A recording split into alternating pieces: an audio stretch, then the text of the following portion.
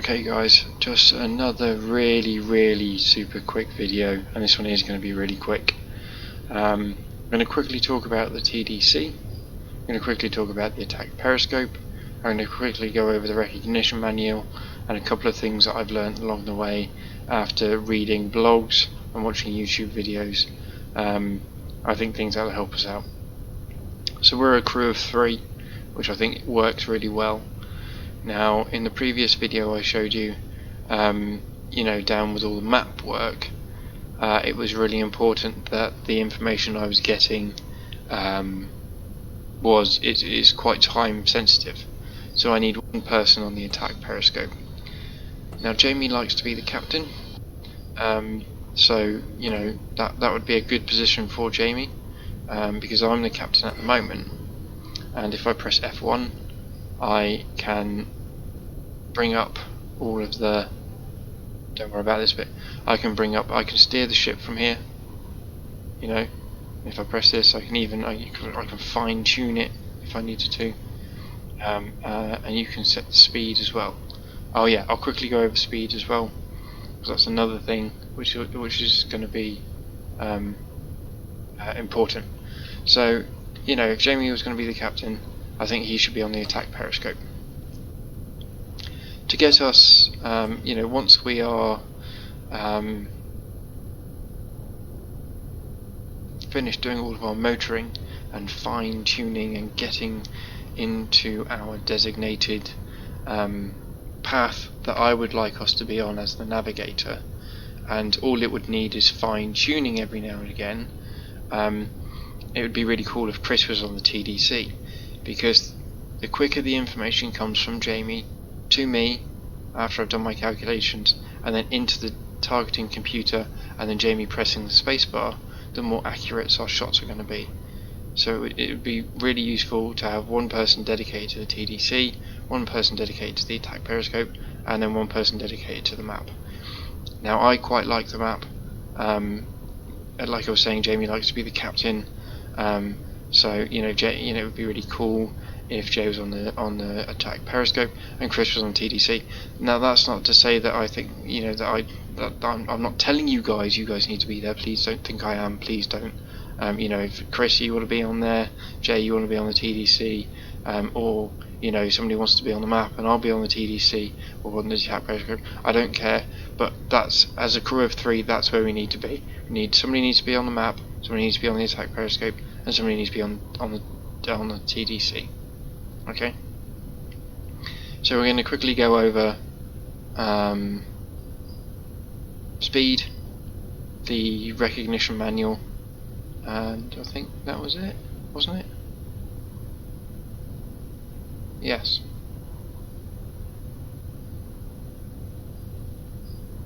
Yes. Speed and the recognition manual. Right. Down we go. Speed. I like to be at the station I'm talking about, because in that way I can see what I'm doing. Get out of the way. Let me rudder controls. Right. As you can see, currently we're at 2 knots. Most convoys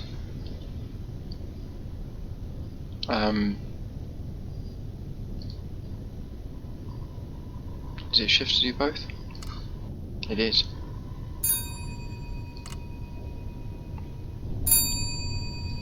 Now, most convoys will hover, will be travelling at 7 knots.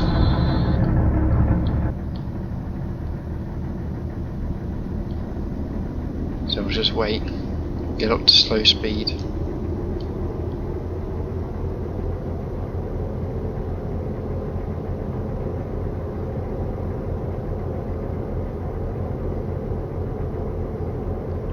Remember, we want to be a little bit slower than them, because we do want to be behind them. Okay, so slow speed is 7, I think, or 8. Slow speed is 8. Okay, dead slow. That's what that is.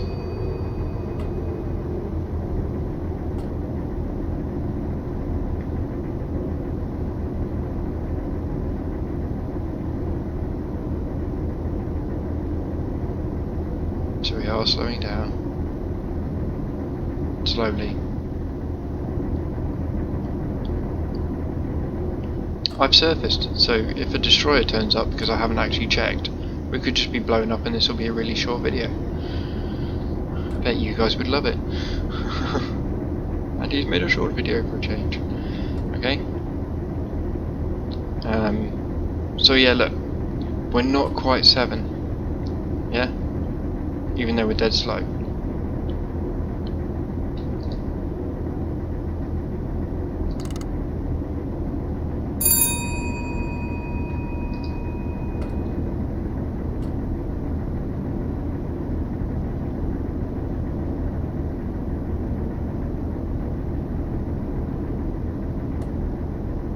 And there we go. We are still slowing down.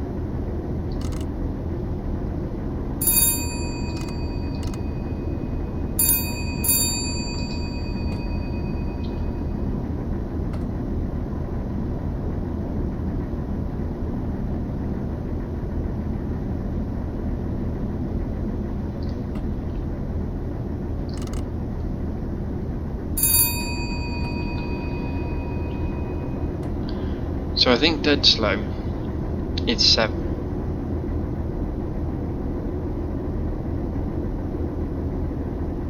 And if I was wasn't so tired, I might have been able to show you a bit better. But if, see we're going dead slow, the only option we've got after dead slow is stop. Yeah?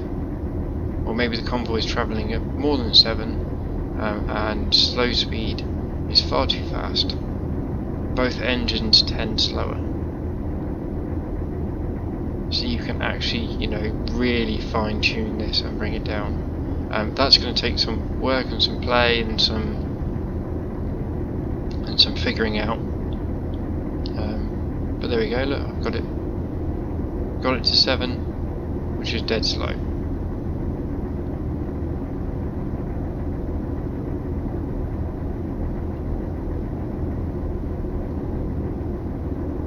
Obviously underwater it might have to be like slow speed or half speed because we go slower, but then right now we would match a convoy's speed. Okay, so that's the speed bit. Now I want to talk about the recognition manual. Because I've surfaced and every other video I've done has been inside this steel tube of death, I figured we'd get away from all the noise and all the idiots. Make sure there is no one about to kill us, and talk about the recognition manual. Now this is where I need your guys' help. I've tried to do the maths and it doesn't quite fit, but I'm pretty sure there should be a way of doing it. Okay? C. Let's go to recognition manual, let's go to merchants. Let's take all this to unspecified. Tick that, tick that. There is all the ships. Oh, unspecified. There we go. There is all the ships, possibly in the world ever, that we could see. Right? Absolute ball lake. Now we need to start trying to take these guys on. So I'm going to go back inside because I imagine that the sea is being quite loud in the background, and I noticed on my last videos my voice is quite quiet. So we'll go back inside. We'll close the hatch.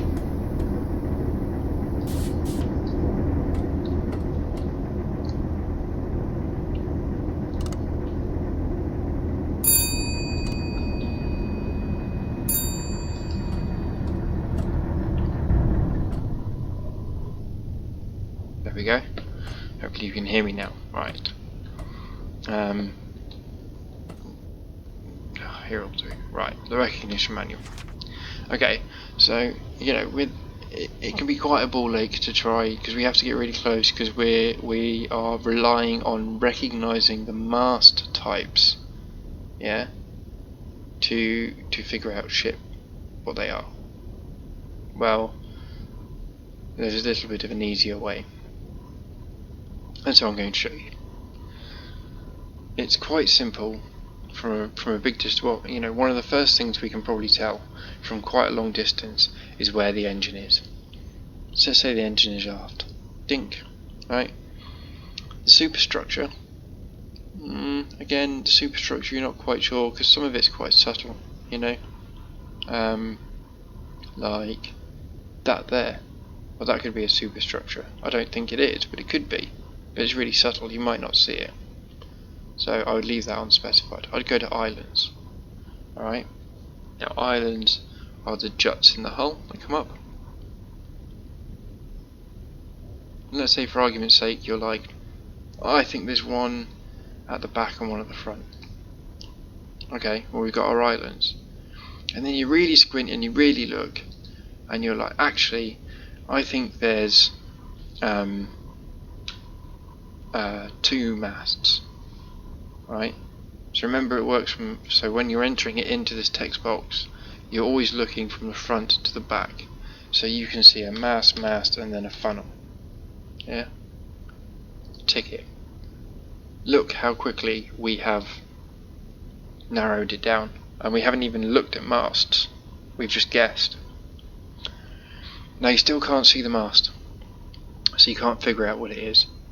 But you're looking and you're like, nah, it doesn't look right. You're like, oh, actually, looking a bit closer, it's got one of those islandy things. Ah, yeah, it's got like a forward island thing, like either that one or that one. Yeah. Well, there you have it. You just. Yeah. Well then, how can I tell if it's that one or this one?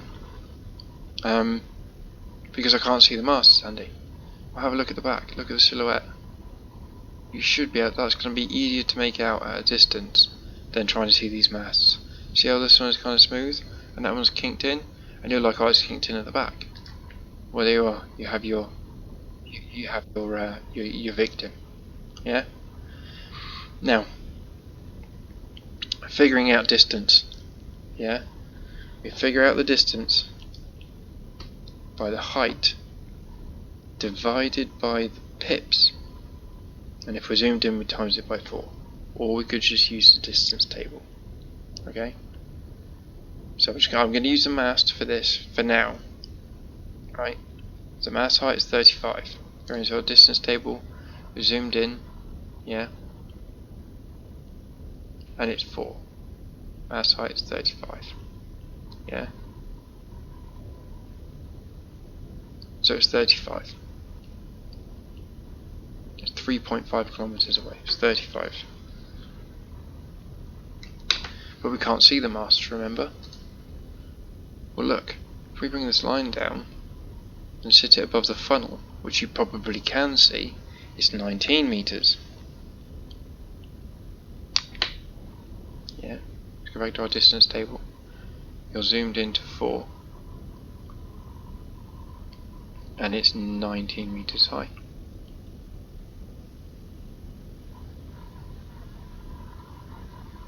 See how then it gives us 19?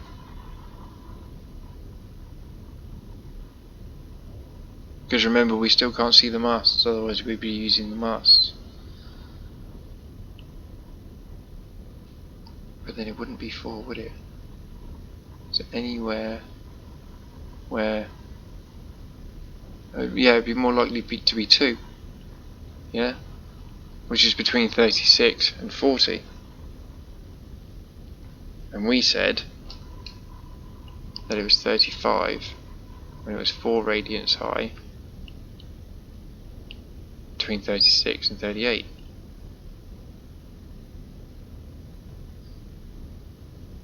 between 36 and 40. You see what I mean?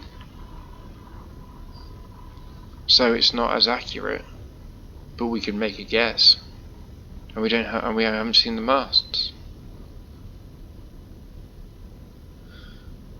So there's that bit on the recognition manual. It was how to easily, much easily identify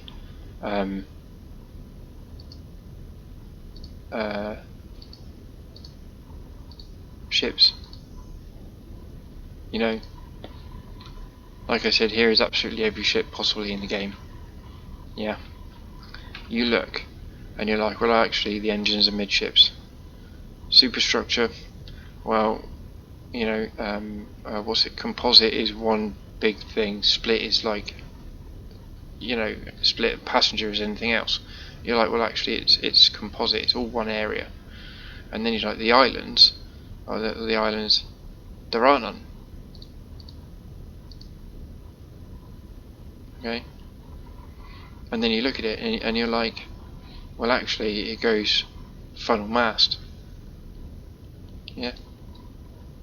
Funnel mast.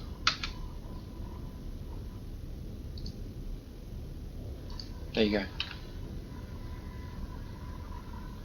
And we've identified it without having to identify the mast height. Can you see what I mean? So the only thing really that I've pressed here. So the only thing really that I'm struggling with now, which I could do with the help, if you guys could have a think about it, is how do we use the funnel height, because we can get it, to work out the distance. We still have the distance tables. How can we use that?